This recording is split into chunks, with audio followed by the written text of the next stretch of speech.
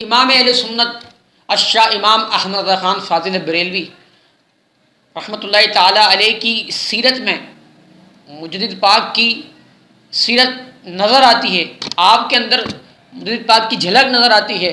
چند چیزیں میں آپ کے سامنے بیان کروں گا کہ جو اعلیٰ حضرت اور مجدد الفسانی شیخ احمد سرہندی رحمۃ اللہ علیہ کے درمیان جو ہے وہ مشترک ہے۔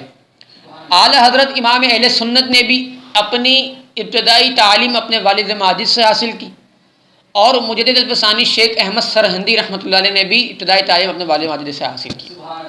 اعلیٰ حضرت کا نام بھی احمد ہے اور مجدد پاک کا نام بھی احمد ہے۔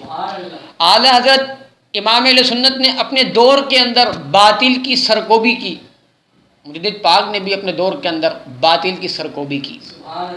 اعلیٰ حضرت نے بھی اپنے دور کے اندر اسلام کے خلاف، دین کے خلاف ہونے والی سازشوں کا ڈٹ کے مقابلہ کیا، اور مجدد پاک نے بھی اپنے دور کے اندر اسلام کے خلاف، دین کے خلاف ہونے والی سازشوں کا ڈٹ کر مقابلہ کیا۔